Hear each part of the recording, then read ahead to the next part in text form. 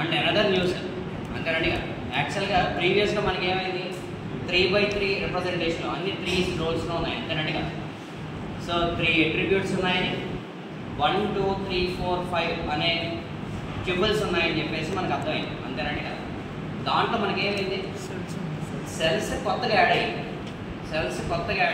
అంటే ఏంటి డేటా అనేది కొత్తగా యాడ్ అయ్యాయి. దాన్ని డేటా ఇన్స్టెన్స్ అంటారు. Data instance is nothing but at a సిచ్యువేషన్లో న్యూ డేటా అనేది కలెక్షన్ జరుగుతుంది. వేర్ ఇట్ వాస్ ఎక్కడ జరుగుతుంది?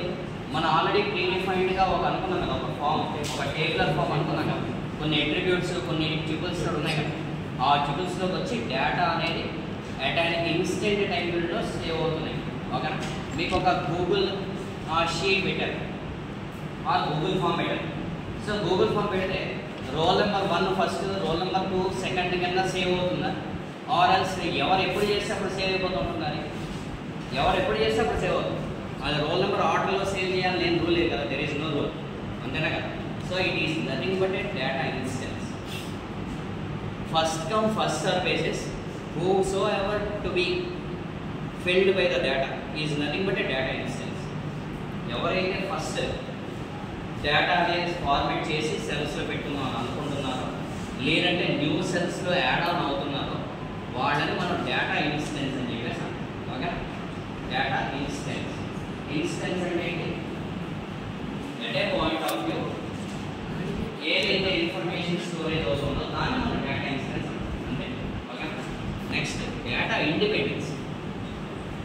నెక్స్ట్ పాయింట్ ఏంటి? Data independence. Data independence is nothing but ఏంటంటే ఇండిపెండెన్స్ ఈజ్ నథింగ్ బట్ ఏంటి? This attribute consists of several triples and it is not dependent on the next attributes అని అనుకోండి. Okay, suppose ఒక tabular form ఉంది. X అనేది ఒకటి, Y అనేది ఒకటి, Z is equal to X plus Y అని పెట్టాను. ఏం చేశానంటే ఎక్స్ అనేది ఒకటి, వై అనేది ఒకటి ఉన్నాయి, Z is equal to X plus Y అని పెట్టాను. ఏమవుతుంది? జెడ్ అనేది డిపెండెంట్ అయిందా అవ్వలేదు? వేటి మీద డిపెండ్ అయింది? ఎక్స్ మీద, వై మీద డిపెండ్. అవునా? అంటే ఇదొక టేబులర్ ఫామ్ అని అనుకున్నా example. This is another tabular form and this is another tabular form. These are 2 independent tabular forms. ఓకేనండి, compare to this tabular form. ఎందుకు? ఈ టేబులర్ ఫామ్ను ఫామ్ చేయాలంటే ఎక్స్ ప్లస్ వై చేస్తేనే కానీ దీంట్లో స్టోరేజ్ చేయలేదు. ముందు ఎక్స్ అనే డేటా ఉండాలి కదా, అక్కడ ఇక్కడ వై అనే డేటా ఉండాలి కదా. ఈ ఎక్స్ అనేది వై అనేది ఎడిషన్ అవుతేనే ఈ పర్టికులర్ టేబులర్ ఫామ్లో నువ్వు అసైన్ చేయాలి. ఇంకొక ఎగ్జాంపుల్ చెప్తాను. ఎక్స్ ప్లస్ వై అనేది చాలా సింపుల్గా ఉంది కదా. ఫర్ సపోజ్ మీ mid examination marks, first mid, second mid. మీ ఎక్స్టర్నల్లో lab internal marks, lab external marks, theory external marks అన్నీ కలిపి ఒక దాంట్లో రావాలి.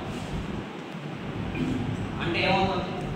ఫస్ట్ మిడ్ జరుగుతున్నది ఒక టైం స్కేల్లో, సెకండ్ మిడ్ జరుగుతున్నది ఇంకొక టైం స్కేల్, అదొక సెపరేట్ టేబులర్ ఫామ్. ఓకేనా? అలాగే మీ ఇంటర్నల్ ఎగ్జామినేషన్స్ అనేవి ఒక టేబులర్ ఫాము, ఎక్స్టర్నల్ ఎగ్జామినేషన్స్ అనేవి ప్రాక్టికల్స్ ఒకటి, అలాగే థియరీ ఎక్స్టర్నల్స్ అనేది ఇంకొకటి. అంతేనగా అన్ని టేబులర్ ఫామ్స్ దగ్గర నుంచి అది ఫిల్ అయ్యి ఒకే టేబులర్ ఫామ్లో ఒక రోల్ నెంబర్ దగ్గర మిడ్ 1, మిడ్ 2, అలాగే next internals, lab internals, lab externals అనేవి రావాలంటే ఈ టేబులర్ ఫామ్ డిపెండెంట్ కాదు. అన్నీ కలిపి ఒక చోట రావాలంటే డిపెండెంట్ కదా. ఎందుకు డిపెండెంట్ అయింది? అవన్నీ సమ్మేషన్ ఒకే చోట తీసుకోవచ్చు. అంటే మీరు ఒక పోర్టల్, మన కాలేజ్ పోర్టల్ ఓపెన్ చేశారు, మీకు ఎన్ని సబ్జెక్టులు ఉన్నాయి, ఎన్ని పాస్ అయ్యారు, ఎంత పాస్ అయ్యారు, ఎప్పుడు పాస్ అయ్యారంటే డీటెయిల్స్ వస్తున్నాయి లేదు, అందరికి కనబడతాం కదా. సో ఆ డీటెయిల్స్ అనేది డిపెండెంట్. కానీ ఇండిపెండెంట్ అంటే వేరే దాని మీద డిపెండెంట్ లేకుండా మన ఓన్ ఫార్మేట్ ఏదైతే స్కీమా ఉందో ఆ స్కీమాలో నేను అన్ని ట్యూబుల్స్ని ఫిల్ చేయడం అనేది డేటా ఇండిపెండెంట్. ఓకే, ఆ డేటా ఇండిపెండెంట్గా నేను ప్రిపేర్ చేసిన దాన్ని బేస్ చేసుకుంటూ వేరే టేబులర్ ఫామ్స్ నేను క్రియేట్ చేసుకుంటూ ఉంటే